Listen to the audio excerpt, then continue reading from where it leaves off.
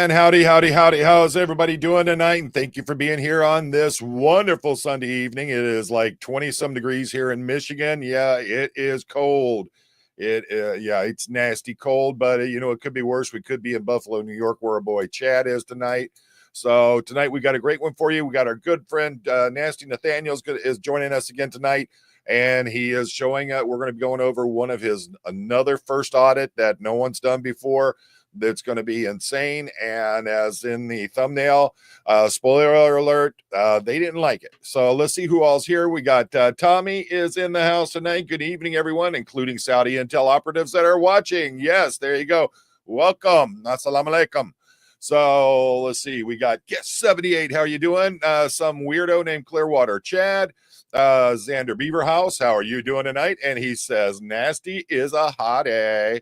So Lisa Robinson's up in here with that beautiful lab in the thumbnail there. Mischief Management at Beck. Let's see here. Who else we got? I am Shailene. How are you doing tonight? All right. And let's see. Melody Hedrick. How are you doing? Portland SP supporter.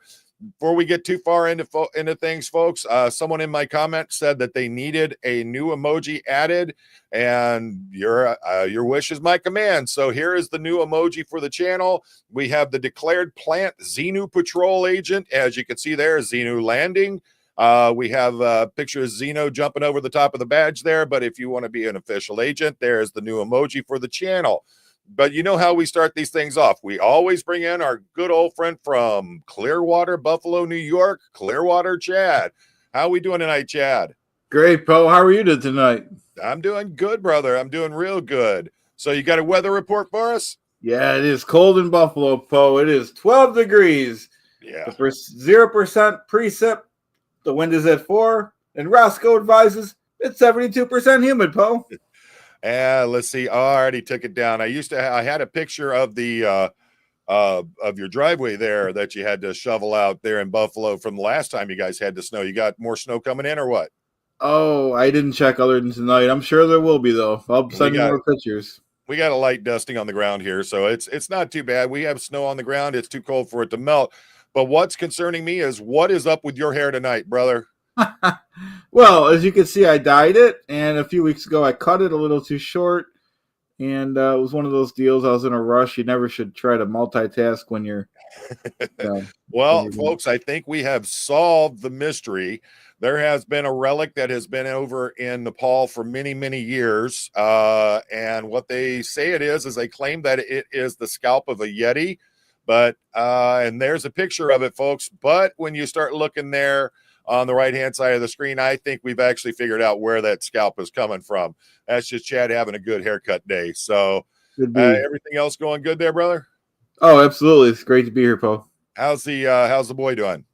Good. He's playing video games in the other room. Awesome. All right. Well, go in there and kick him in the butt. Tell him I said hi. So, folks, the main focus of tonight, we are bringing back one of our great friends of the channel. Yeah, I mean, you guys have heard me talk about it before. I when my kids first started hanging out on the internet, they were, I was like, you call these people your friends, but are they really your friends? And then I noticed that I was starting to make friends out of people that I was meeting online. I was talking with a lot, doing a lot of work with these folks online. And I realized these were actually becoming friends of mine. And it's been awesome because there's been quite a few of them I've been able to go over. A lot of them are in different countries. Some of them, like Bobby Joe Kellogg, just a stone's throw away right over in Battle Creek, Michigan, just a couple-hour drive from me. And I started realizing these folks are really becoming actual friends of mine. And that's where our guest tonight is. Nasty Nathaniel is a really good guy, got a great heart to him. He's one of those First Amendment auditors. I talk about it to talk it to death, basically. He's one of those auditors that I look up to. I watch his content, and I look at him as more of a mentor when it comes to First Amendment auditing because I like his style. I like the fact that you don't have to be an a-hole to go out there and First Amendment audit. You can be a decent person. You can treat people with respect, not engage them unless they engage you, and he's been awesome with those things. Well, he also doesn't get enough notice for the things that he's done.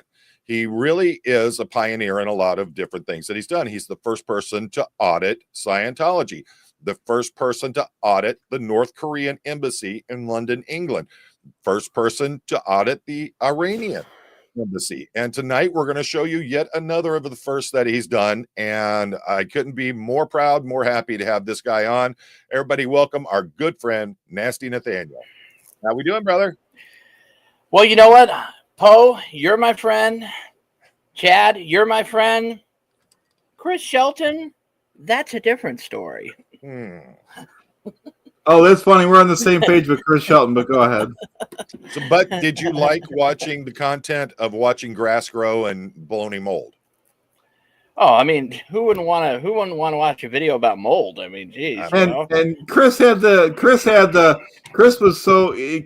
didn't like those videos. I only did about 200 of them. Yeah, I mean, come on now. I mean, that's the best form of flattery there is. Why wouldn't you like those things? So I still have the grass. The grass is not doing good, guys. We would have to do a grass dying series. Oh my goodness. How can you kill grass, Chad? I don't know. My word. At least it's not the other kind of grass. You would have unplugged that long before now. So Nasty. So when you were in London, you got some opportunities to do some auditing that you hadn't done before, and quite honestly, I'm surprised no one else has done them. I mean, how was that feeling going into these and being the first person to do them? Oh, I mean, it was kind of like just I don't know. I wouldn't say it was a lot different than any other like audits that I've done. In the sense that, you know, you're kind of, your nerves are driving you crazy because you're walking over there and you don't know what's going to happen or what they're going to. I mean, I really, really felt that with the North Korean embassy, I mean, a lot of people didn't even know it was there. I mean, that's one of the things I have a network of people that I talk to in the UK that were like, I didn't even know we had diplomatic relations with North Korea. Right. I'm like, well, and that's why I wanted to do like that one, and same thing with the Iranian embassy. It's because we don't have diplomatic relations with those countries, so there's no Iranian or North Korean embassy in the United States anywhere. You know, there's not exactly big fans of America, that's for sure. No, they aren't, unfortunately. Just like I'm not a big fan of, well, I'll leave it at that. Well, I mean, especially after the new Israeli strikes that went into Iran and a couple other countries over there, we really are not very favored. So that's a big thing going on there. Let's see. Bill says, I was really surprised to see that North Korean embassy was literally an old house. Yeah. That's crazy that, you know, and we talked about that, about the fact that it's just sitting there in the middle of a neighborhood. You could literally buy the house next to it, move in, and then realize you're next door to Kim Jong-un's personal people right there in London. Mm-hmm. That would really be crazy.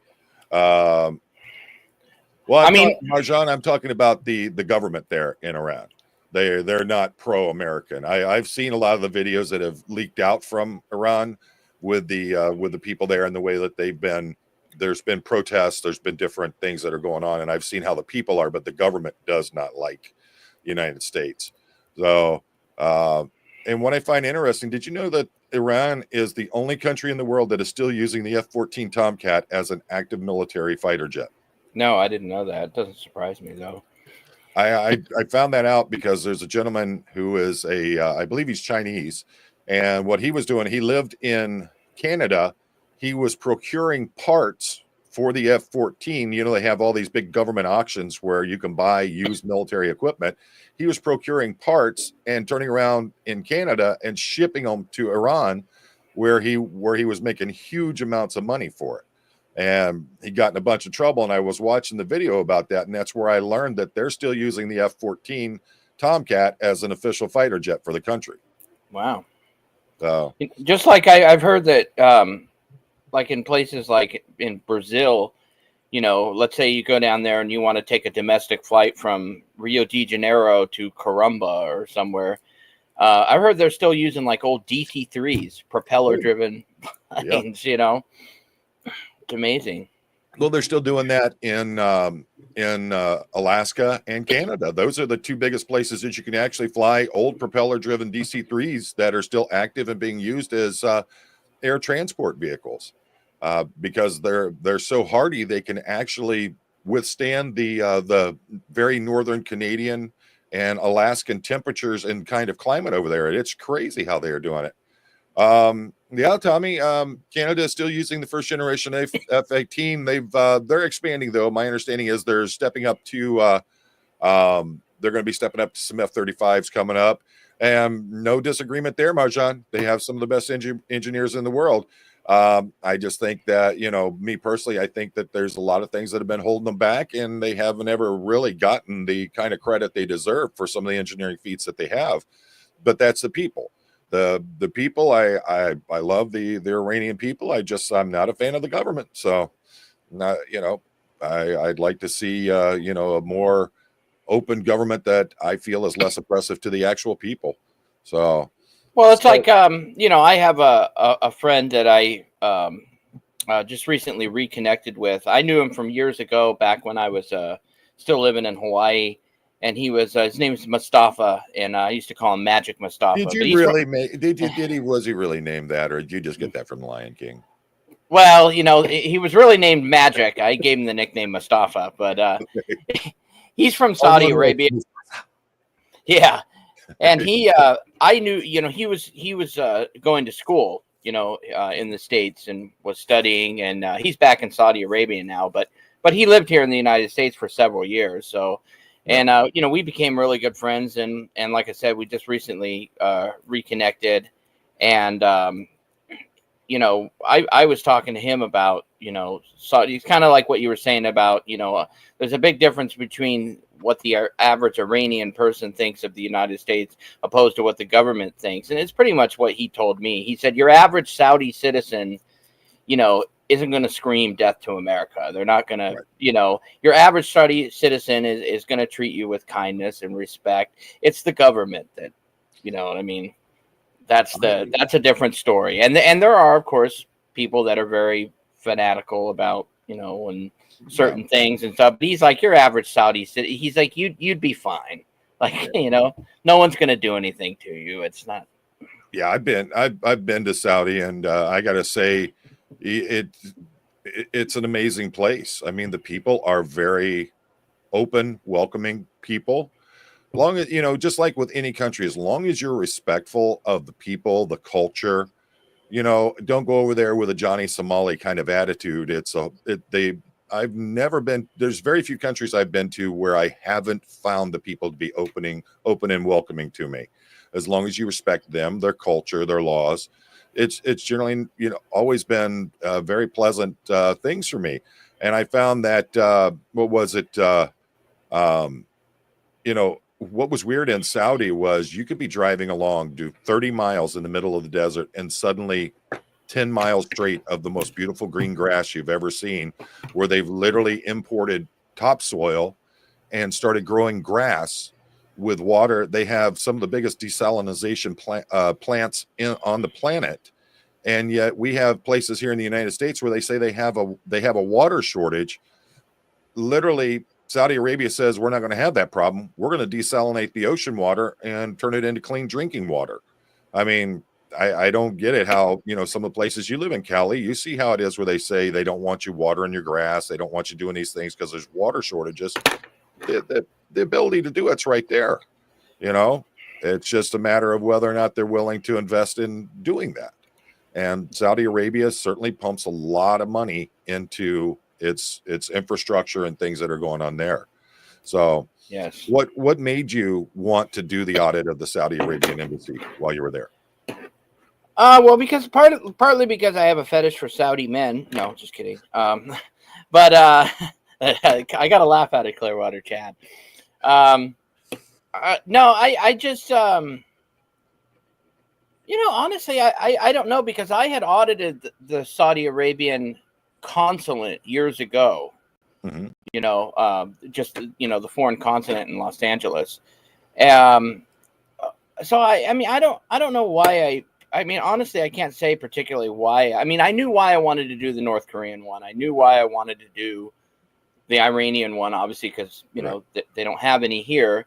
But, well, like you mentioned earlier, no one had done it. You know, none of the UK auditors had done it. And it was just, or at least not that I know of, unless there's some hidden video out there. But I, you know, I was looking at it on Google Earth. I looked at a bunch of them. You know, I looked at the Brazilian embassy. I was going to do that one for Denver, Doug. Sorry, Doug.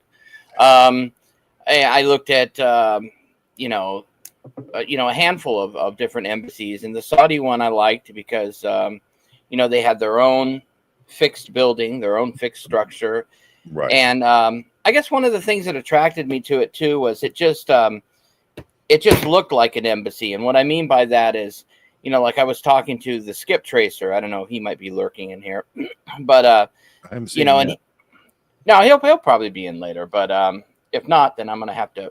But you know, like when he watched the North Korean one, especially the North Korean one, even the Iranian, he was like, you know, I was really surprised because, you know, I think of like, and he's not the only person that said this, but, you know, I think of an embassy and I think of like this big compound with a massive wall around it and, you know, armed Marine guards and, you know, your average embassy doesn't look like that. You know, if you look at a lot of the embassies in DC, a lot of them look like townhouses. You know, what's that embassy row, you know? So now, you know, you go to a country like, you know, an unstable country like Somalia or something, you know, then, yeah, you know, the U.S. embassy there is like a fortress, you know. But if you look at like, go ahead. Looking at the map here, this one is unlike the North Korean. This one is much more centrally located towards the Buckingham Palace, what was considered the downtown area of London. Yes, it's very close to Hyde Park. Yeah, so it's yeah, I mean, and you look at it, it just has that ideal look of an embassy. You got a big iron gate, you got a, you know, like I said, it has its own structure. It just looks, you know, you got the Saudi flag on the pole in the middle of the courtyard, and it just had that. And, you know, you can, you know, walk right up to it, or at least right up to the gate and be on the sidewalk and be visible. And now, are there other embassies by it, or is it by itself right there? Yeah, there are some other embassies that are around there, but they don't look like that, you know. Right.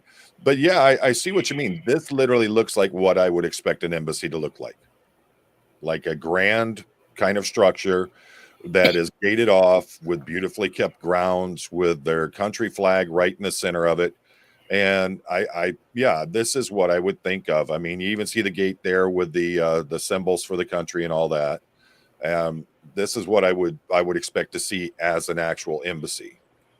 So, yeah, it just has that look, you know, like you could imagine like Richard Gere running down the street, screaming to be let in. Right. Yeah, it looks nice. Yeah, I mean, one thing I was looking at there on it is they don't have like I see they have people on the grounds. Okay, there it is, like a guarded shack right there. So they probably have someone that is actually manning that. Yeah, and they have another one over there to the left. There we go. There's another one right there. So yeah, it's and that one, yeah, okay. So they've got like a horseshoe drive, so you can go right around in through there. So they got to have somebody be able to open those gates and everything. It's a nice place. I mean, it's what I would expect to see when I'm looking at an embassy.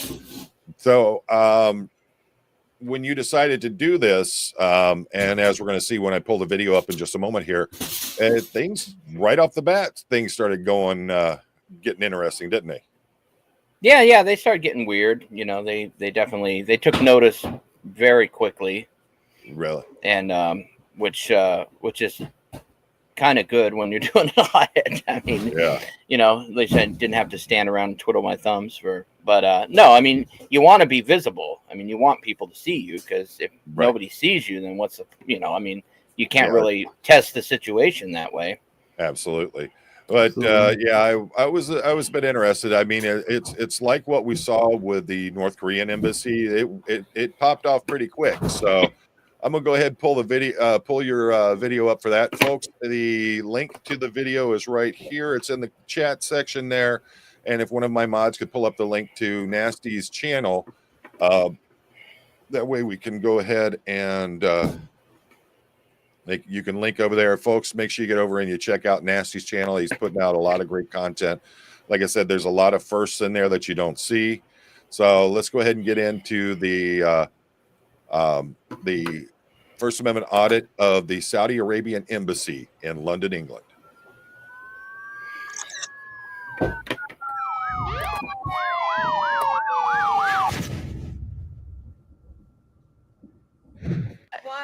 Why not? Why are you taking this? We're just vloggers. We vlog. Like I travel around the world, and I'm in England right now, so this is like a very historic place. Yeah, I can hear the accent.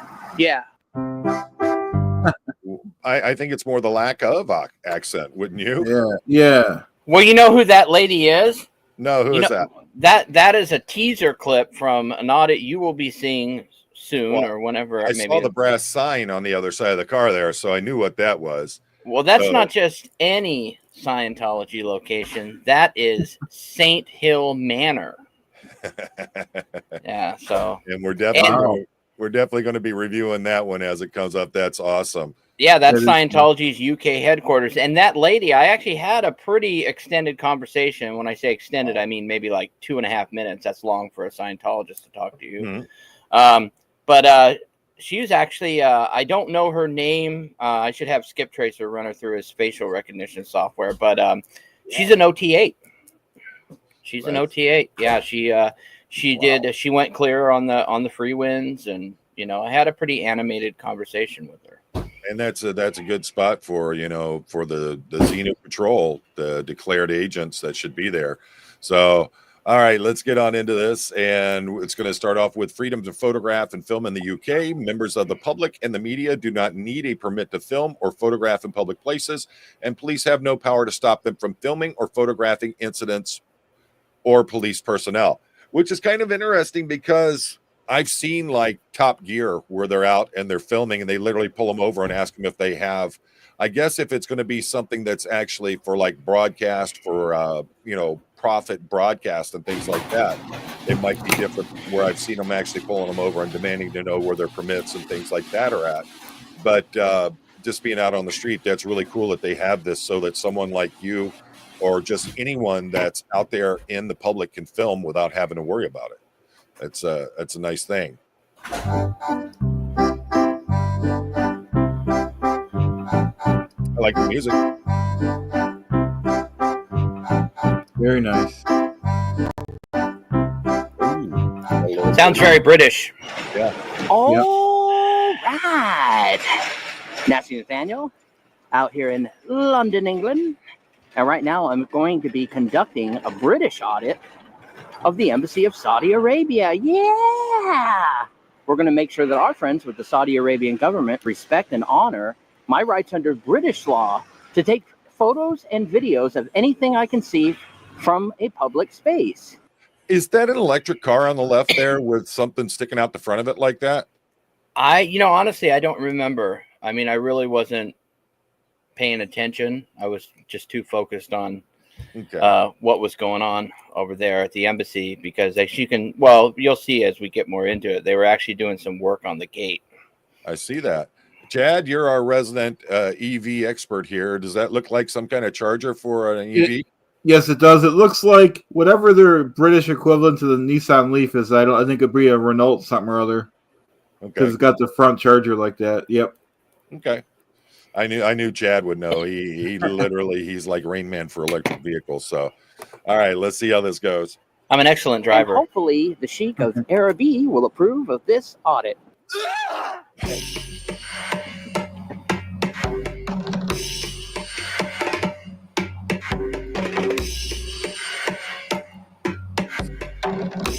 Some cameras. Isn't this fascinating?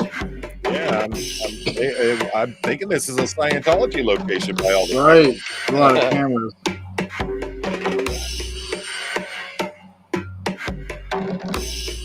There's so much rain and humidity in England. It seems like everything gets covered with mildew and mold there. Have you noticed that? Yeah. I mean, yeah, all you got to do is look at the Iranian embassy.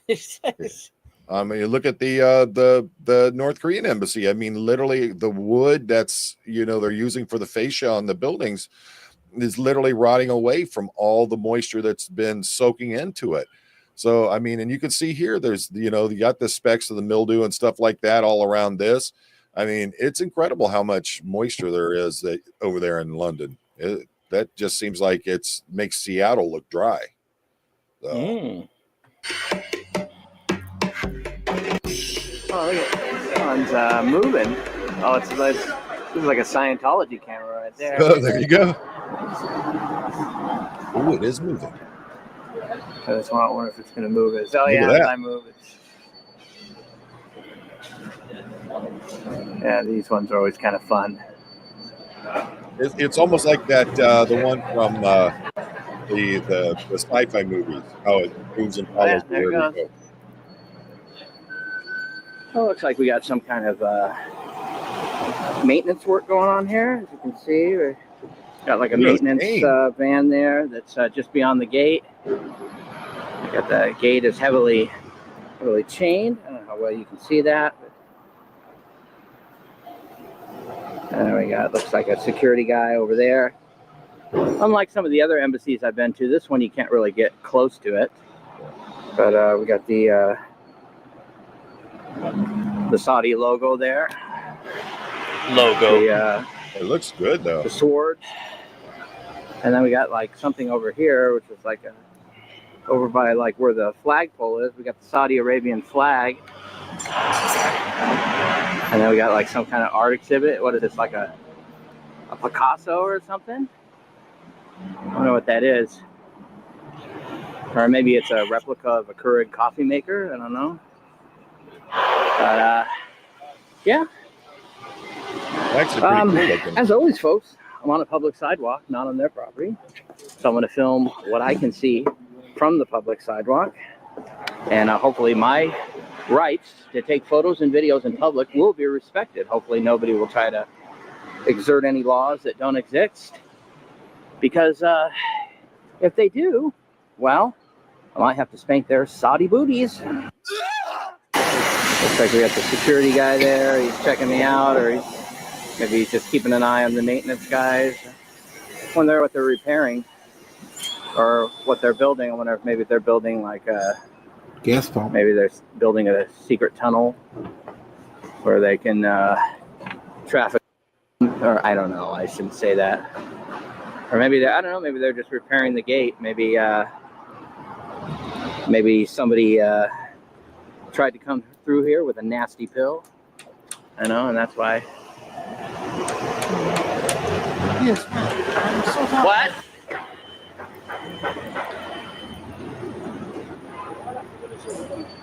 I think he's like waving his arms at me or something. Hi. What was that?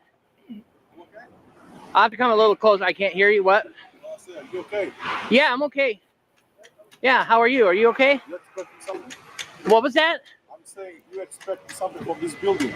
No. I just want to film the building. Oh, Yeah. Yeah, no, I'm fine.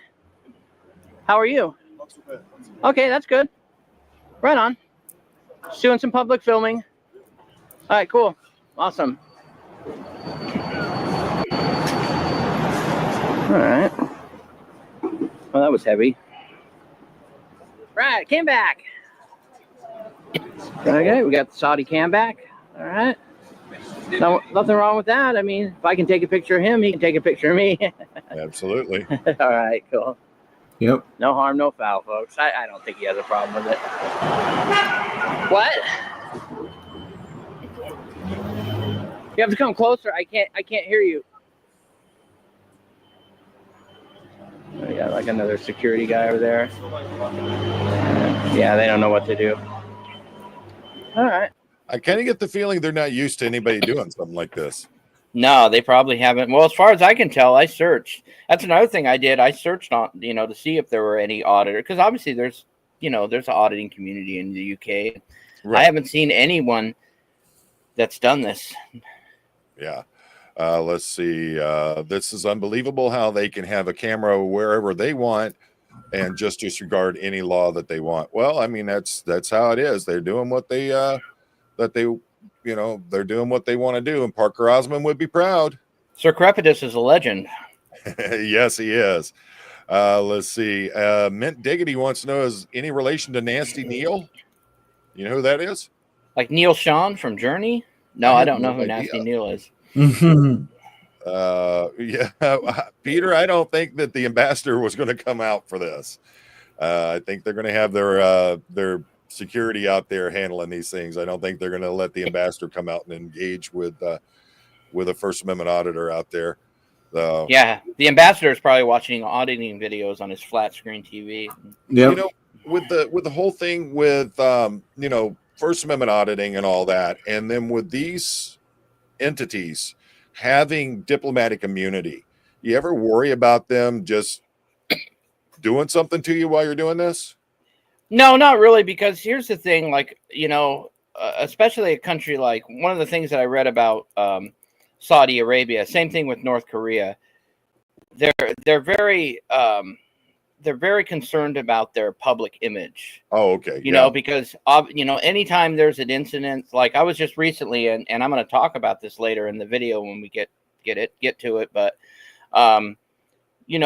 like I was watching a documentary about women who are fleeing Saudi Arabia, because in Saudi Arabia, and again, we're gonna, I'm gonna talk about it later, but they have what are called male guardianship laws, right? Where it's basically a thing where it's like a woman has no adult rights. A woman can be 50 or 60 or 70 years old, and she still has to have a male guardian. And normally the male guardian is usually it's their father until they get married. Mm-hmm. But if they're not married, usually it's their father, or in some cases a brother, or it can even be their son. But women have to have a male guardian. And I know they loosened a lot of the male guardianship restrictions, but for years, Saudi women could not travel without their male guardian's permission, could not apply for a passport without their guardian's permission. Until 2018, women couldn't even drive a car in Saudi Arabia. That's one of the points I was going to bring up was, didn't they just recently allow it for women to be able to drive in Saudi Arabia? Yeah, in 2018. Yeah. So, and they've eased up on, but there's still male guardianship. So, I said, you could be a woman who's 60 years old who has no control over her own life. And so there's this whole movement now, especially, with the internet being what it is, and where women are finding ways to flee the country and seek asylum in places like Australia, Canada, the UK. Actually, UK has a lot of, from what I was reading, a lot of Saudi refugees, a lot of Saudi women that have come there and have claimed asylum. So, to get back to the original question, I don't really worry about that, because I don't think that the government of Saudi Arabia is going to create a international incident by coming out and, popping off a First Amendment auditor. I just don't think they're going to, I'd be more worried about North Korea than I would Saudi Arabia. But, Saudi's also known that they don't take no crap. So that's one of the reasons why I asked that. So, well, also you got to look at that guy at the North Korean embassy. He probably weighed about 90 pounds. Right. I mean, I'm no slim chicken, but definitely not the most intimidating type. Oh yeah, I just worry about them, taking off a pot shot or something like that at you. That's the kind of stuff I worry about with those, because they, you talk about some of the, like the North Koreans there, that's a really volatile kind of place, and they're not known for exactly thinking things out sometimes before they do them. And, that's why I'm asking about that, because it would be something that'd be in the back of my head if I was doing like an audit of, like the North Korean embassy or, some of these others. So yeah, no, it's a valid point. Yeah, for sure. So, all right, well, let's get back into this, see where this leads. Now, when I was looking at some images of this on Google Earth, they didn't have this looks like some kind of makeshift wall, or this was all open. This was like an iron gate. But maybe this has something to do with some of the repairs they're doing or whatnot. But yeah, this was all open, where now it's completely closed. I don't know. What are they doing back there? This seems kind of interesting. I just noticed this. This is some kind of like barricade. What is that, like set up to block anybody that attempts to come in here with some nasty pills? Yeah, I wonder if this place has ever been a victim of that. I got somebody there walking on the grounds. I wonder who he is. Maybe he's a prince. Maybe he's a Saudi prince, and he's just living it up here in London. But yeah, so far all is peaceful. I mean, they definitely know I'm here, but they're not pushing the issue. They're not. The one guy started to kind of wave his arms around and like he didn't want me filming, but you know, I've been here for a bit now, and they're not bothering me. So I'm gonna hang out just a little bit longer, see if they've called the police. Maybe they have, maybe they haven't. So and then I'm probably gonna go and suck back a few British margaritas. Something that I'd like to talk about, since I'm doing this audit. Here we go. Saudi Male Arabian guardianship. Embassy, is a documentary I recently saw, and it was about women in Saudi Arabia who tried to flee the country due to the oppressive nature of the conditions that they're in. And there was one case in particular that it focused on, of a woman named Dina Ali Lashoum. I hope I'm not butchering her last name. But she tried to escape Saudi Arabia, and she was caught in transit in Manila, in the Philippines, at Ninoy Aquino International Airport. I've been through that airport many times. And the Filipino immigration officials took her passport and documents and basically held her there at the airport until her uncles could arrive, and they forcibly repatriated her back to Saudi Arabia. And there's actually video footage of that online if anybody's interested in watching it. It's a pretty interesting story. But yeah, her name was Dina Ali Lashoum, and hopefully she's doing okay. But I couldn't find much information on what happened to her, other than the fact that she was forcibly removed from the Philippines and taken back to Saudi Arabia. So, you know, hopefully she's not. Well, I don't know. I don't want to say it. Hopefully she's all right. I'll just leave it at that. And you know what? I wanted to tell you something about that. That case is of that girl that I was just talking about. I mean, of course, she's one of a handful or more, but her case was particularly disturbing. So she was on, what it was she was from Saudi Arabia. She was a school teacher, actually, and she was with her family. They were on vacation in Kuwait, and she somehow managed to break free from her guardians, made it to the airport in Kuwait City, boarded a flight. She was actually headed towards Australia. That was where she was going to try to claim asylum. Well, she boarded a Philippine Airlines flight, which obviously she had to transit through Manila, right? Ninoy Aquino International Airport, one of the worst airports. I mean, excuse me, one of the best. No, but yeah, I've been through there many times. Anyways, so when she was once she landed in Manila, between the time that she took off from Kuwait and got to Manila, her family had contacted the Saudi embassy in Manila. They contacted Philippine immigration officials. So when she landed in Manila, they confiscated her passport, her travel documents, and basically held her there in the airport until her uncles could arrive. And so they're trying to like tell her, look, just come back, it'll be okay, whatever they were telling her. That picture that I showed is actually a real picture of her. It's the last known photo of her, where she's sitting there in the transit lounge with her uncles. Basically, what it came down to was they ended up physically putting her on a flight, on a Saudi Arabian Airlines flight back to Riyadh. What they did was they duct taped her hands and her feet and her mouth and put her in a wheelchair, and basically while Philippine authorities watched and did nothing, absolutely nothing. And there's actually video footage of people in the airport that were like filming that with their phone. And let me tell you something, it is disturbing. Yeah. Basically, the Philippine authorities allowed a kidnapping to take place. You know, and also too, I didn't talk about this in the video because obviously I'm doing an audit, but while she was at the airport in Manila, she had actually met a Canadian tourist and told her, look, I'm being held here against my will.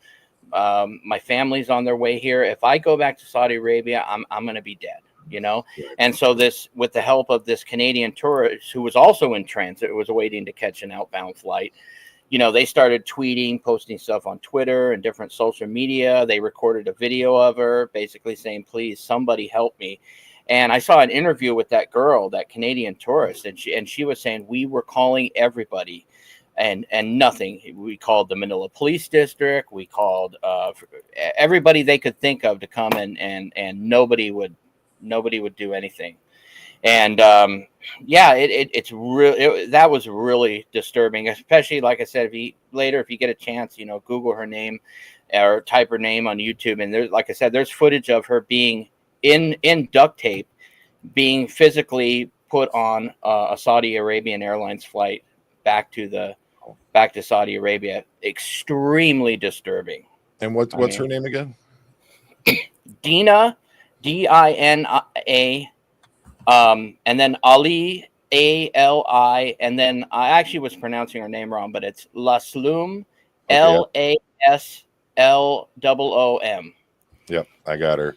Yeah, I'm actually gonna take a dive into that and maybe do an actual do some content about what happened with her, and then we'll definitely, if you're interested in coming back for that. Oh, absolutely. You know what? And on a serious note, I know we joke around, and I didn't put this in the text in the video. I mean, obviously, I put some pictures and I talked about her, but I actually kind of after the fact was thinking I'll probably make a community post or something, but I was going to dedicate this audit to her, because seriously, I mean, I know we joke around a lot and I talk about handsome alerts and this and all sorts of ridiculous stuff, but I was so disturbed by this and I felt so bad for her. And even, like I said, when they were interviewing that Canadian tourist that was there with her before she got taken away, I mean, she was crying. She was just because there was nothing there was nothing she could do. I mean, and it's just, it was just, I mean, think about it though. I mean, how many of us that are right now listening to you talk about this, how many of us have never heard about this story? Yeah, I'd never heard about her. Nope. And that's the thing is that, Chad hasn't heard of it. I hadn't heard of it. There are so many people out there, and this story needs to be told, because we don't know what has happened to this young lady. We don't know, if she's still with us, if she's, something's happened. It's sad. And it says she disappeared April 12th of 2017 at the age of 24. That's just, it's amazing. Such a young life. No one's basically, after she was repatriated back to Saudi Arabia, I mean, no one's, there was a bit, it did get some attention. I know there were some protests in Riyadh when she arrived. Some people, there were some witnesses that saw her being taken off the plane, bound in a wheelchair, obviously against her will. Something that was interesting was, because like I said, some tweets and stuff had got out, and, thanks to that girl she met in the airport. And I guess they said that the countries of, Oman and was it the UAE or what? Anyways, basically, once they got word that there was a hostage on board the plane, they would not allow that Saudi Arabian Airlines flight to fly through their airspace. Now, there's no evidence of that, as far as nobody knows for sure whether that actually was the case, but flight records do show that the plane did take a different flight path, so it would not fly through those countries' airspace. Wow. And Tommy says that it was big news in the Canadian media. Boy, they sure shut that down in the U.S., didn't they? Right? Yeah, I didn't hear about it. You know, I mean, you think about it. If it had been another circumstance, another country involved, how quickly that would have been international news, you know, here in the United States, in the UK, everybody would have been talking about it. But here it is. We're sitting here. We're talking about something that happened 7 years ago. Never even heard about it. And nobody knows where she is to this day. Like, I mean, this is 2024, and nobody knows whether she's. Well, I'm sure somebody knows, but like, well, yeah, you know, yeah. I mean, but you know, I mean, how many cases like this are there out there in bushfires? You know, exactly. How many others don't we know about? How many don't actually get to leave the country? You know, and I mean, just for the simple act of trying to be an independent woman. She just wanted to be free. Yeah. She wanted to be free. Yeah, we're definitely going to have to deep dive on this. And Marjan, if you're still out there, hon, send me an email and let's talk about this. I want to talk to you as well. As you know, Marjan is Iranian. That's her lineage, and she has a lot of very valid viewpoints on things that we have never seen, things we'll never be, get to be part of. Let's see. They jailed a woman singer for posting on TikTok. Believe me, you can, if you just look into the China insiders, look into Laowai, Sea Milk, Serpent Zero, their channels on what's going over in China and the way that they're shutting down social media over there and the things that have happened in China. Look into North Korea and how the people there, they can't have YouTube. They can't have any of this internet stuff. It's all government owned. And this, the sad thing is that if they tried doing that in the United States, or a company in the United States tried doing that, it'd be blown up everywhere. But yet these human right violations happen all over the world and they get covered up because of State Department wants to be friends with certain people, or we don't want to cause problems because we're actually allowing the media to cover these things. And that's why it is so important that we have YouTube, we have Twitter, we have Rumble, we have all these different channels, Facebook, where you can literally, you can announce your own news. You can put the truth out there that the mainstream media is refusing to put out, or the government is squashing, and put that out there so everybody can see it. We have to have these options open for everyone. Let's see. My gosh, Dusty. I tell you what, son, when I see you, we're gonna have a talk about that. Who's Dusty? I don't even know who that. I don't even see him. He's one of my buddies from Clearwater. He has a channel. He's actually a really good guy, and he does basically friendly trolling. It's not anything bad. Okay. He's saying all this turmoil. I'm sitting in a 110-degree hot tub. Sorry, guys. Even a squirrel needs a rest. So the Iranians jailed the singer for broadcasting her concert on TikTok while not wearing a hijab. So, I mean, that, you got to remember, folks, I talk about this all the time, especially if you want to international travel. You have to know laws, customs. There's so many things that you need to watch out for. There was just recently something about a young man and a young woman who decided that they were going to bike through a certain country in the Middle East. I'm saying it that way because I don't actually remember the country, but they wanted to put it out there about how everyone, it's so safe, it's so great over here, and we're being treated so well, and they were unalived.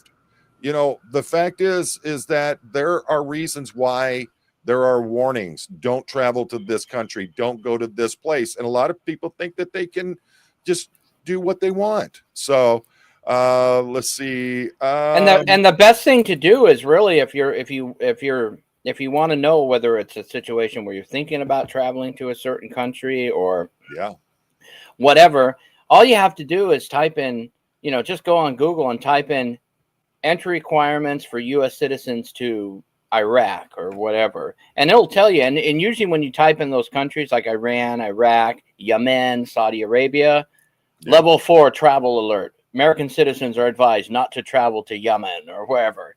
It's and that's one of the first things that will always come up when you like if you were to go right now and you were to type in Myanmar tourism, just type that into Google and look that up.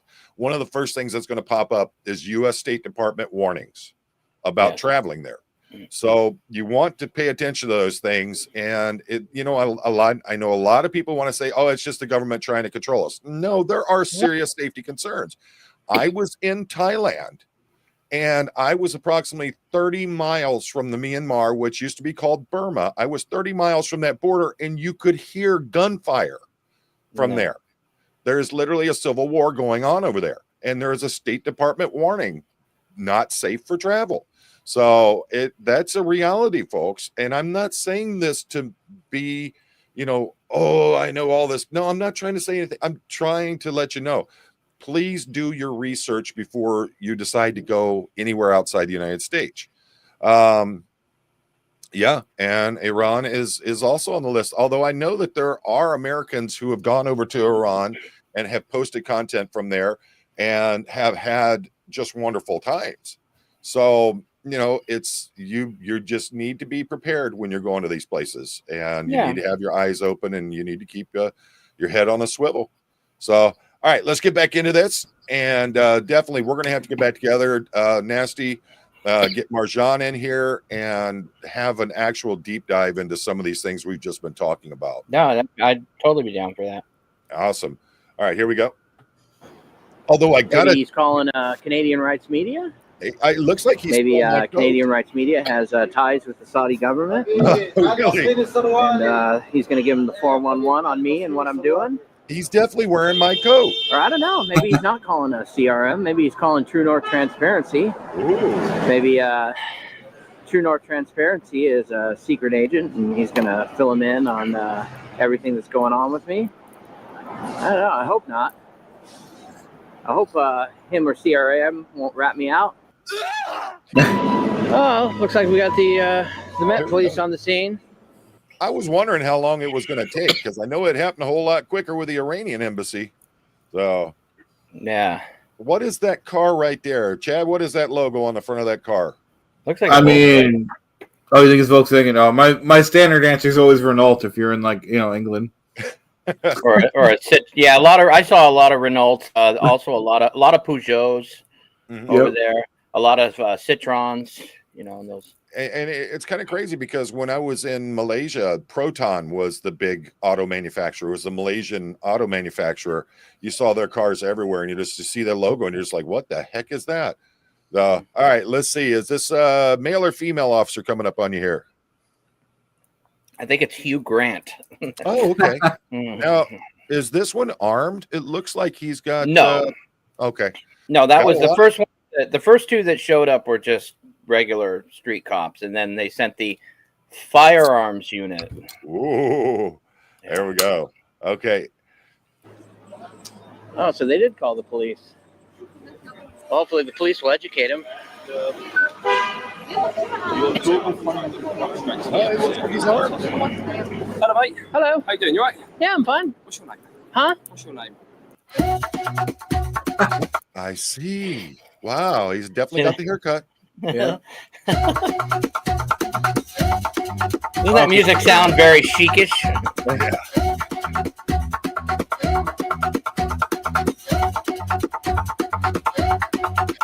My name? Yeah. I'd rather not say my name. Just because you're filming outside the embassy just there. That's all. Yeah, I'm filming from public property. Yeah, that's fine. Yeah. You see my man hanging out right there? It just to the left there. The guy who looks like he's doing something with a shoe or something. I think that's Magic Mustafa. But I noticed that it seemed like there were quite a few people that seemed overly interested in and passed by you a couple times since you've been doing this. So good observation. I didn't even really notice that. I mean, I knew there were a lot of people walking by, but and I was aware of that. I saw a couple of people that passed by you more than once there. It's just the cop in me. I'm always watching details. And I've just noticed the same person seemed to have walked by one way and then they walked back by the other way. I'm just thinking somebody's shooting out the back gate, coming around, checking on you, seeing what you're doing. Probably. So, all right, Probably Mark Herman. let's see how Hugh handles this. We're just interested, obviously, because it is a secure premises, Yeah. and they believe you've been filming certain cameras and stuff like that outside. Yeah, only the cameras that are visible from a public space. Only the ones I can see, you know, I'm not. No, that's fine. We're just here, obviously, to engage with you and see what you've been doing. And you could see when you said that, you know, only the camera is visible from a public space. You could see almost like a disappointment in his face. He was like, crap, this guy knows what he's doing. Well, I love it how they, you know, I mean, he wasted no time. At least some of the other ones, like at the North Korean embassy, I mean, they kind of made small talk for a little bit. This guy just goes right into, what's your name? Yeah. He went straight for it. So, and it's interesting. I know, you know, you get a lot of them. I was showing some of the audit videos from last night where some of the security guards just going absolutely ballistic on stuff. And that's what I see from some of the officers there. So let's see how this continues. No, that's it. Just doing a little video about it. Specific reason why you is there any specific reason? For my own personal use. Okay. Yeah. What would that be? It's just a video I'm doing about it. Okay. Yeah. I mean, can't really say too much. I can't say too much about it because I don't want to compromise the story. But I mean, right. What type of story would that be, then? Well, that's what I mean. I can't say too much about it. It's just a video that I'm. What part of that did he not understand? Yeah, he's just Sorry, I didn't mean to interrupt, but well, that's all right. That's why I have you here to talk about it. But I mean, he seems like the type, like the security guard that was down in Tennessee last night, where it's basically, I said so you need to answer me. And he seems like that kind of officer. And I noticed when he was walking up, he is an armed officer. He had it slung down on his thigh. So he's, you know, he's definitely one of those that he feels like he has a right to just ask you whatever he wants, and you don't have a right not to answer him. So let's see how this goes. I know I can't go on their property or anything. Huh? What rules are they specifically?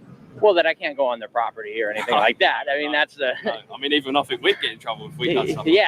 It's no. But I do this kind of stuff all the time, so I mean, I know what I can. All the embassies doing it. I've been to some of the other ones, yeah. What ones have you been to? What ones have I been to? I've been to the Iranian embassy. I've been to the North Korean embassy. Yeah. I've been to the Church of Scientology. You know what? If you weren't attracted to him, you wouldn't have sat there talking to him like that. I know what you're doing here, Nasty. You're trying to play this off in a different tone, but you're just trying to keep him engaged with you. I know what you're doing here. No, his nose isn't flat enough for me. Okay. But yeah, I mean, and if you notice too how his attitude changed, you know, pretty quickly. Like, you know, when he first walked up, he was kind of like, "How you doing, mate? Everything okay?" Like we're in Australia, and then you know, once I was just like, nah, I don't want to give my name. No, I don't want to talk about what I'm doing. Then it was like, you see how he kind of like, yeah. Well, let's small talk it. Let's see if I can engage you and get you to answer my questions that way. He's just going from one tactic to another and trying to get information out of you. So it's I wouldn't be surprised, and don't spoil it if he actually goes, well, hey, what's your YouTube channel or something? I could see him actually doing something like that as well. That's the way they work it. I've done this kind of thing myself, where someone just tries to shut down the minute you start talking to them, find a different angle to try to get in there and get the information. Well, and if cops do that, and I'm not going to say if he does or doesn't, but if cops do that, that's when you give them the name of somebody else's YouTube channel. Hey, what's the name of your channel? It's called Poe on the Go. Oh, thank you. That's a good idea. Adventures. All right, let's see. Get a look at them or stuff like that. Get a look at them and see what, you know, just film the activity, what's going on and what's happening. Yeah. I can't imagine much is going on, to be honest. Yeah. Well, you know, you'll be surprised. I mean, sometimes people, you know. Enlighten me. Yeah. What's been going on there? Huh? Enlighten me. Well, I mean, this is about what's going on. Well, yeah. You guys showing up. We show up because obviously it's potentially a security risk, isn't it, at the end? Yeah. That's the problem. But yeah, obviously, as long as we can. I wonder what he would have said if you said, I'm an architect buff and I love these buildings and I'm just taking a look at it. I wonder how he would have handled that. Or I wonder how he would have handled it if I would have said, well, actually, I got a fetish for embassies. Oh my gosh, yeah, that would have been crazy. Yeah, just something out of the left. Like, I'm actually, I'm doing some work with some professors here in London, and we're just looking at architecture. I didn't know it was illegal to admire the architecture of this wonderful city.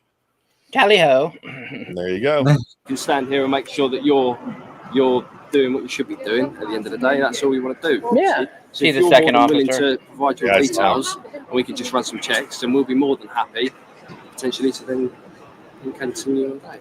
Yeah, well, I mean, I don't really want to provide my details. I'm not required to. I'm not breaking any laws. So. Hello. Can you not tell I'm American? I'm good. You obviously know why we're here. I think the colleague explained it to you. Yeah, exactly. Okay. So what's going on?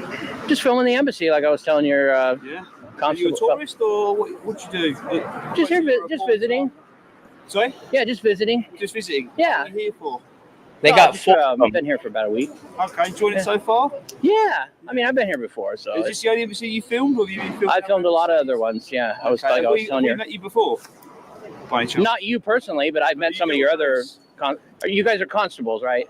Not officers. Well, we're constables, but we're firearms police. Yeah. Oh, okay. Yeah. So we work around the estate, and we look after these places, which is just patrol and just do checks at various sites. That's what. Yeah. Well, I was talking to a couple officers when I was at the Iranian embassy, and they were. The staff obviously got a bit worried because obviously it looks like you're taking cameras of the security guard, taking pictures of the security guards, etc., and filming them. Yeah, just anything. So obviously they're going to call us, aren't they? Because they're a bit worried and a bit concerned, and that's why we're here. Not always. I mean, I've found I know other. your opinion, but in their opinion, yeah, they're obviously not too happy. So I take some details off you. Well, like I told your colleague here. I mean, if I'm not required to, I mean, I really would not to, because I'm not breaking any laws. No, that's fine. I don't really want to give my details that's if I'm fine. not. I'm not going to force you. You don't have to use your No, details. thank you. Okay, so how much longer are you going to stay here then? I'll be honest with you. I was actually going to leave, and then I saw you guys pull up because I've been here. UK, or when are you flying back? Huh? When are you flying back, or do you live in the UK? I'm not sure what I'm gonna. You're not sure? Yeah. Okay, so just visiting. So you can't tell if you're a citizen here in the UK or. What was that? Are you a citizen in the UK or not? A citizen of the UK? UK citizen. No, I'll tell you, I'm not a citizen of the UK. Right. Yeah. So what I'm asking you is, you permanent residents here? No. You're not? No. Okay, so you're on a visa then at the moment? Yeah. Right. Yeah. Okay. You can't tell me when you're going back to the States. Huh? Where are you originally from? Where am I from? Originally. Where do you think I'm from? And you can tell by my address. Lots of different counties in the States, isn't there? Yeah. Different states. Different counties. I'm just asking. Just He's doing the same thing. He's trying to fish for information on you is all he's doing. And they're just trying to be, as they're trying to do it politely, but be a-holes to you is what he's doing. And he's just going to try to find a way to weasel in and try to force you to give his information. I mean, he couldn't be any more clear about what he's doing at this point. And, he certainly is trying to push his authority a little bit farther than he has the right to do, but he'll do it. And if you look at that's why I put the GoPro overlay on there, is you can kind of, you'll be able to see the fourth officer in a minute, but when I turn the camera, but they were kind of, I don't want to say they weren't surrounding me, but they were kind of you got him spread out. Yeah. And it's, I think that's done on purpose. Oh yeah. Kind of like boxing, Yeah. It's a lot of officers. Well, it's a very good, it's an intimidation tactic, and it's used by police forces around the world. When you come up like that, you don't want to have everybody grouped together right there in front of you. That's a safety standpoint on it. And then you want to be able to get around the person. So if there is a reason they try to arrest you and you try to run, they always have someone who can block your exit. So it's a common tactic that's used. I've trained officers in doing that, and I've been through training on how to do these things. And yeah, we saw the other one who looked kind of like he was a bit dumbstruck, that was on the right-hand side of the Hugh Grant guy there. So, yeah, you'll see him in a minute, but yeah. Curiosity. Okay, no, I'm from California. You're from California. Yeah. Okay. So how long have you been in the UK already? I got here last week. Last week. Oh, okay. Yeah. Okay, great. Well, obviously, Do you have a YouTube channel or anything that you can check out? Here we go. My YouTube channel? Do you have a YouTube Yep. channel? Yeah. Can I get the name? You want to get the name? Yeah. It's called Silence Boy. Say again? Silence Boy First Amendment. Yeah. You got many followers? Yeah. Popular? I got about 70,000 subscribers. How long have you been doing it? Almost 10 years. Oh wow. Yeah. So you're not a novice then? That's why I was telling your colleague here. I know the rules. I know what I can and cannot do. And, Well, no, you know, I imagine that. I imagine you must be quite clued up with it all. Obviously, we're going to ask you questions, aren't we? yeah. Because you become a person of interest around where you are right now. So that's why we're here. So, but you're right, you're not doing anything wrong. Yeah. But we're going to ask you questions. At least he's honest about it. Yeah. You know? No, he wasn't that bad. I mean, How many of them would not be honest and just be like, well, whatever, you're going to give me the information. He's at least honest about it. You're not doing anything wrong. We're still going to ask the questions. It doesn't mean we're not going to do our job, but I'm impressed with the fact he was honest about that. well, my experience so far with the cops, because I obviously at this point I've had several police encounters with police in the UK, and from what my experience has been, they will ask, they will try to get it, but they're not going to push it. That's my experience. Now, other people may have had different experiences, but my experience is when you tell them no, they're going to, I mean, they'll, like I said, they'll ask, but they're not going to be like, well, no, you have to give it to me, you know. Plus, they have a lot more public scrutiny on them. If someone files a complaint for their actions or the way they handle something, they handle it a little bit harsher than they do here in the States. So it's probably more oversight. Oh yeah. They've got a lot of that going on because they're very big about the government, the public view of what the police are there. So that's a very, very interesting how they do things. They'll push things, but they know that they can only go so far with it. All right, we're getting close to the end here. Let's see what happens from here. You going to any more? Huh? You going to any more embassies? I mean, it's getting kind of late. A lot of them close by 5, so. You staying local? Huh? You staying local? I'm in Greater London, yeah. Just in a hotel or in a... I rented a room. Yeah. Like, well, you want to join me? Well, the thing is that I'm not trying to be an asshole, but it's like, are you staying in a hotel? It's like, what you want my room number? You want I mean, they're getting a little too deep now. Yeah, would you like to join me for a glass of wine and cookies later? I mean, that's biscuits. biscuits. But the that's the thing is that if he can get you to tell him that you're staying at a hotel and you give the hotel name, all they got to do is go into that hotel, and the hotel will tell them who the Americans are that are staying there, and they can start whittling it down from that point. I mean, they're persistent, but they know how far they can go with it. So, my goodness. The tourist visa is, I think they're good for 90 days. Okay. Yeah. You've got a few months. I haven't even been here a week yet, so Do you plan to stay in London, or are you going to go further out to explore? I mean, honestly, at that point, I'd been like, I don't know. Your mom hasn't told me what she wants to do yet. So, yeah. Then maybe I would have ended up in custody. I might go see a friend that lives in the East Greenwich. Oh, okay. In East I don't really know that area very well. Okay. Well, you certainly do attract the finest, don't you? You always get the best. I mean, Poe, obviously you're a law enforcement legend. I mean, how do you legend? No, but go ahead. Let's say you were doing this audit. How do you think you would have dealt with those? So, like, let's say you were me. You're doing a First Amendment audit with your experience as an ex-cop. How would you have responded to their questions? I would have been a little more point blank. I would have acted a little bit stupider. I've been like, well, can you actually make me give you my ID if I'm not doing anything wrong? Yeah. Have I done anything wrong? I mean, I my understanding is that British law said that as long as I'm in public and I'm filming, that I have a right to film in public. So I'm just trying to figure out, is there something that I've done wrong here? I certainly would thank you for your expertise on it. And I would have pushed back a little bit more on them. That's just how I am, because I'm, 30 plus years being a cop. I don't get intimidated by cops. So to me, it's, the way I look at it is they're doing the same job that I've done for 3 decades. So I don't worry about whether or not they, what their actual powers are or anything like that. I know what they can and can't do. I just play stupid with them. Mm-hmm. Interesting. works out pretty good. I mean, especially, you know, when you're in different countries, just play stupid. Well, you know, I would love it if you could tell me what I'm doing wrong here so that when I do it again in the future, I make sure that I don't violate any laws. Yeah. Put them on the spot, make them start answering questions for you. That's how I like to handle things like that. Yeah. No, it's interesting. No, I do the same thing that they're doing. It's a role reversal. You know, they're coming up and they're trying to back end you with different kinds of questions in a different manner, in a different framing. I would do the same thing to them. Basically, like, hey, I'm kind of stupid to this. Can you tell me what I'm doing wrong here so that I make sure I don't do it in the future, or what laws I'm breaking? Yeah. You know, try to force them to actually admit you're not breaking any laws. You're not doing anything wrong. We're just, you know, we're here for this reason or that. And, you know, get them to admit it, and especially get them to admit it on camera.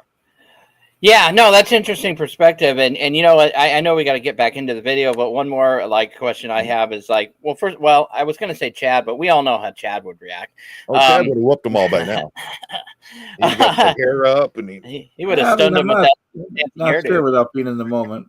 He'd have went straight up Karate Kid on him. Well, you know what I was gonna comment on. Can you imagine how Aaron Smith-Levin would have reacted in this situation? I can see Aaron. He would have been in jail. It's possible. It's possible. I think he would have been a bit more aggressive. Yeah, I don't necessarily mean physically, but I mean like. I you know, I learned early on, like when I would be in court and I have an attorney that's questioning me and they're trying to run me around into getting me to say something wrong. I learned to start playing dumb during those times and make them actually come about with what they actually want to say, what they want me to answer, how they want to do it. And I started using that quite a bit. And, you know, I don't do a whole lot of police interactions, whereas I'm a person that the police are encountering and trying to deal with. But just through the years, I've learned, you know, number one, because of my experiences and my, you know, how long I was a police officer, I'm not intimidated by police officers. So I normally, I just like to play that stupid role, let them talk me through what I have or have not done that is wrong, and basically admit to me how I've done nothing wrong. Yeah. It's the exact same psychology that they're trying to use on me. Mm-hmm. So, all right. Interesting. Here we go.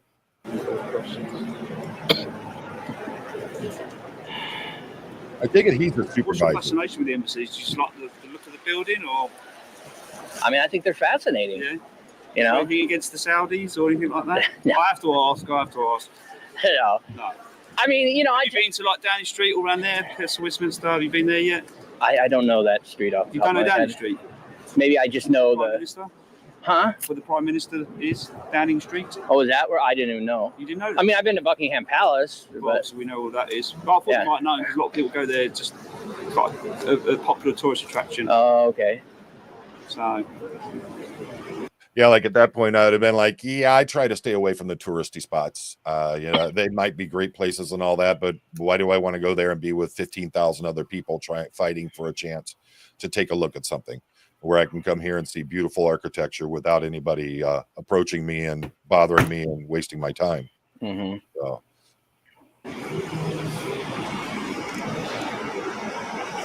Happy? Okay, sir. That's right. Cheers, mate. That's right. Yeah. Okay. As long as you're all right, we're all right. Yeah, cool. Yeah. And I want to say thank you for being professional and not trying to, because I've been doing this for a long time. You can't tell us what you want to tell us. Yeah. If we can't see anything, you're doing anything that badly wrong, you're just, as that you bad. explained to me, you're a tourist, you just want to film the embassy. He's giving himself an out on it. We're not seeing that you're doing anything that bad. Well, I'd have been like, that bad? What am I doing that's bad? I you know, that's just how I am. I want them to admit to me I'm either doing wrong or I'm not doing wrong. Yeah. And there's either a crime or there isn't a crime. Yeah. Yep. For whatever reason that is. Yeah. Cheers, guys. Thanks for coming down. And that's it, really. Yeah. And I document everything, all my interactions with police or security or any kind of, just for the objective record, because You notice how he transitioned himself to block you from the other officer speaking to the Saudi guards back there, right? What was that? Did you notice how he moved over to his left, your right, in blocking you from seeing the other officer talk to the Saudi. Oh, no, I didn't notice that. Yeah, if you'll notice, I'll back it up right here. Watch how he transitions. See how he's right there at the corner of that wooden structure they have there. Watch how he slowly moves himself over to his left, your right. Thanks, come down. And that's it, really. Yeah. And I document everything, all my interactions with police or security or any kind of, just for the objective record, because I don't know, No. That's why we have these as well. That's why we're recording you. Yeah. So it protects us both, doesn't it? Yeah, exactly. Like, I'll tell you, the other day I was at, you asked me if I've been to any other embassies. I was at the North Korean embassy. Oh, okay. And they lied and said I went on their property and I went beyond the gate. And I said, I've been recording the whole time. There's no, plus they got cameras all over these places. If I had trespass or something, I'd be on camera. So, I don't know if they did that just to get a quicker police response or what. Okay. But cool. But as long as you're okay. I'm good. Yeah. Yeah. No other further questions for me? No, what did you say? You're from the firearms unit? Well, we're Parliamentary and Diplomatic Protection Group. Bit of a mouthful. Oh, okay. That's what we are. So those guys are a bit different. They're firearms, but they do a bit more stuff than we do. So they go to actual firearms calls, where our main aim is just to protect the sites. Oh, okay. Yeah, protect the sites, embassies, and other diplomatic sites around London. Yeah, London. okay. And that's what we do. Oh, okay. Oh, because I noticed you guys are armed. Because most of the patrol officers don't carry firearms. No, not in the UK. We don't predominantly. We don't have firearms. Oh. But only for specific specialised units like ourselves and like my colleagues who you just saw. So if there is a situation like a hostage situation where somebody has somebody holding somebody at gunpoint or something. Yeah, if guns are involved, then obviously we're going to be involved. So that's basically it, really. Okay. All right. Well, you got my channel if you want to check it out, and you might see this video in a week or two. What was it again? Huh? What's the channel? It's called Silence Boy. Amendment 1. First Amendment. Oh, First Amendment. So Silence Boy, First Amendment. Oh, okay, cool. Anyway, you'll see it. You enjoy your stay. Okay.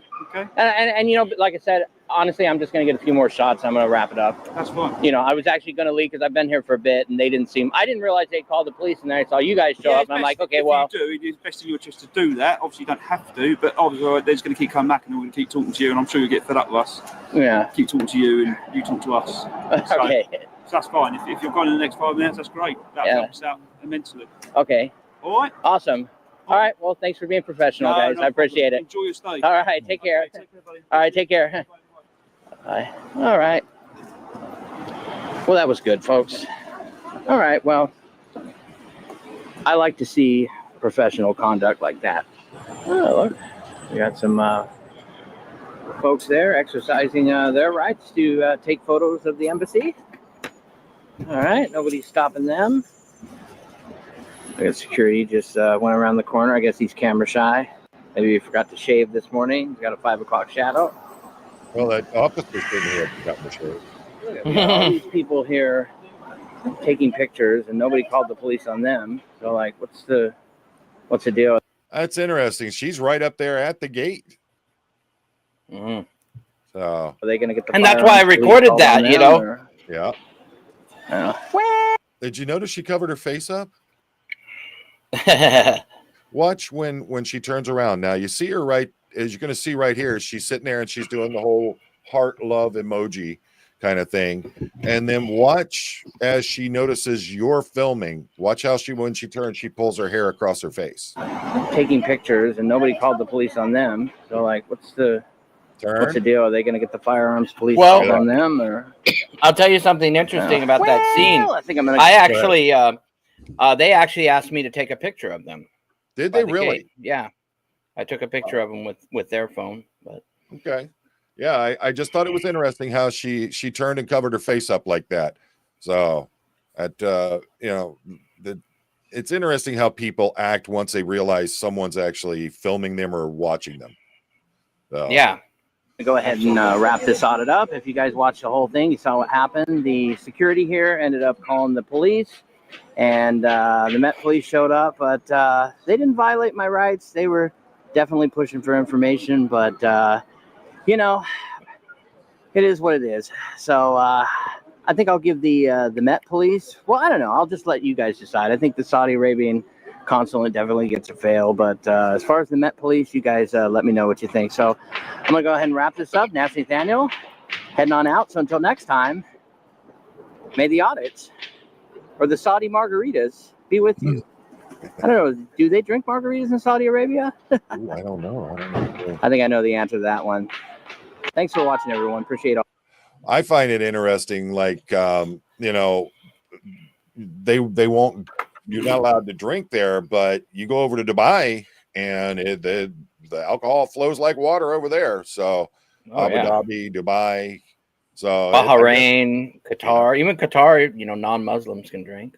Yeah, it's interesting. Well, I see people even here in the States. There are folks that if they were back home, oh no, I don't drink, I don't partake in anything like that.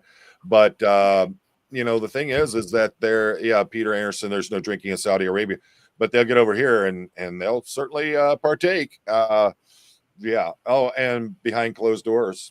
Yeah, I wouldn't doubt it. I mean, you know, anytime you're in an area, I mean, you look down in Kentucky, there are places in Kentucky to this day that are dry considered counties. dry counties. You're not allowed to have alcohol, but how many people got that bottle stashed somewhere in one of their cabinets or under the bed or something like that? Because it happens. And, you know, when you oppress people and you tell them they can't do certain things, they're going to go out of their way to try to do it. And absolutely. So that's another fun one from you there, Nasty. So we're gonna, you know, we'll get together and we'll talk about what's going on, you know, talk about, you know, the Dina situation, Dina Ali Lasloom, and you know, we'll talk about those things. You know, so what audits you got planned coming up as we're going forward here? Well, as far as I'm just gonna keep putting up my British audits until I run out. I mean, obviously I have way more audits in the vault, but you know, I'm just gonna do all the British ones, and then I'll go back to putting up, you know, going back through the vault. And did you ever get to meet up with Alex while you were there at all? No, he did message me, and I messaged him back, and then I didn't hear from him for like a day, and then he messaged me you know, after like a day, you know, went by, and I heard from him. By that point, I had already made plans to meet up with a UK auditor. We did the St. Hill Manor audit together, an auditor called Fluke Dog, and he's an old school auditor. So yeah, I mean, because the day that I messaged him, I think it was on a Monday, I messaged him back, and Tuesday I had nothing. I was just going to go do audits, but I thought, well, if he wants to meet up and have coffee, I can meet up with him. And then I didn't hear from him. And then by the time I heard from him, I had already made plans to do something. And that was my last day. So, you know, it just didn't work out. Yeah. You didn't check in with that guy, let him know you're leaving the country? I mean, he would have been very interested in knowing that. So, you know, the officer there that you were dealing with. Oh, I thought you were talking about Alex. No. No, I'm talking about the officer, Mr. I Can't Shave, that was standing there talking to you. So, yeah, it's you got some great content coming out of there. It's some good interactions. You know, and I've said it before, I'll say it again. I like the way that you deal with them, because there are so many people that I would be very interested seeing some of these American auditors going over there and acting the way that they do here in the US. See them acting that way in the UK. See how that happens, how that works out for them. Well, yeah, and it's just like, I know for a moment when I had to ask you to repeat something. Normally when I do these interviews, I'm not looking at my phone, but I was just checking the comments real quick because you were talking, and I looked at, and somebody had, you know, most of the comments are positive, but every now and then you get one of those, oh, you talk too much. Why did you answer their question? It's like, you know what, dude? How many audits have you done? Yeah. You know, I've done hundreds of audits. How many audits? And then you click on their channel or their YouTube account and there's no content. It's like, well, and it's like, you know what? Delete. You know, I mean, and you think about the things that you literally, when we talk about being an OG on things, you know, not just with the Scientology being the first to audit these different places, but look what happened in Morro Bay. Look what's happened in several different locations that you've been at. And I think that, you know, one of the reasons why you don't have all this content out there like a lot of them do, where it's all clickbait kind of stuff, where they're literally egging people on, you handle things in a much calmer manner and a much more respectful way. And I think that, you know, it makes a statement about your content. You're not out there just for clickbait and for that rush of adrenaline. Oh yeah, he showed them. No, you're just being professional about it. You're showing the side of it that, you know, that I think really needs to be a lot more people need to see when it comes to the auditing. That's all you can do. Yeah. And I like your channel. I've said this before because you kind of tell a story usually about the history of the place and all that stuff. It's really helpful. Yeah. So, Thank you. I appreciate that. And Yep. hopefully maybe next time we get together, we can tell the story of Dina Ali. Yeah. And I I'd like really to want talk to do about that. her. Yeah, that Chad just brought up an excellent point, and I agree with that 100%. You don't see that with a lot of the other auditors. They just get out there and they're just, I'm here at this place. This is what's going on. You literally give a history lesson about pretty much every place you go to, and that's something else. And I'm glad Chad brought that up because I forgot all about that. You literally explain things out, explain the history of these places, and I think it makes for much more entertaining content than, you know, with the ones that just show up and go, I'm here and this guy's being an a-hole. Yeah, well, you didn't show the 5 minutes where you're standing out there screaming at them and calling them pieces of crap and all that stuff. And all you do is you start filming once they show up and start becoming angry at you. Yeah, You don't like do that. so. Certain so-called Scientology protesters who are jumping on the bandwagon. Yeah. Oh, yeah. Yeah. The name that shall not be said. So, Yeah. Chat, and I mean, and you look at it like Penche Becky, what they've been doing to her and how they've, you know, been going after her. Why in the world would you go after somebody's child? Why would you decide to target them because you're angry at someone? That's just ridiculous. So, Chad, what do you got coming up? Nothing really planned. I've been, probably do a lot of random videos coming up, and Now, are you going to be doing any appearances on any other channels? Oh, I have the 31st. I will be going back for the second time on the Real Stutter and John podcast. That's going to be cool. And I don't know, Nasty, if you've seen or not. Chad made an appearance on the Stuttering John podcast here recently. Wow. No, I didn't see that. He's becoming quite the name in the Dabbleverse there. I've got coming up tomorrow night. We've got some updates on Johnny Somali and what's going on with him in South Korea. He's getting pretty desperate. I'm going to be exposing more about what's going on with him. Christmas Eve, talking with T, Perth Scientology Audit, and a few other people. There's a lot of folks that are alone for the holidays. They have no family, no friends. They're going to be alone. So Christmas Eve, and I don't care if I have to sit on here for 6-7 hours. I'll be here. Let's all come together. Let's, you don't have family. You're away. You're apart from others. Come on in, join us, and let's sit and have a good evening, enjoying Christmas Eve. Don't feel alone. You are part of a community, and we want you to be here. We want to share this experience with you. I'm going to be reading, some of the great Christmas stories, things like that, and just interacting with the folks that are watching. And I don't care if there's 3 people that are watching at any one point. If those are 3 people that are going to be alone otherwise on Christmas Eve, they're going to be sitting there, not knowing what to do, unhappy, depressed, lonely. At least they're going to have someone there that's talking to them. So I hope the rest of you will be joining us for that. And, as always, folks, I appreciate each and every one of you. Thank you so much for spending your precious time with me. This is time you will not be getting back, but hopefully it has value to you. And as always, folks, remember, life is short.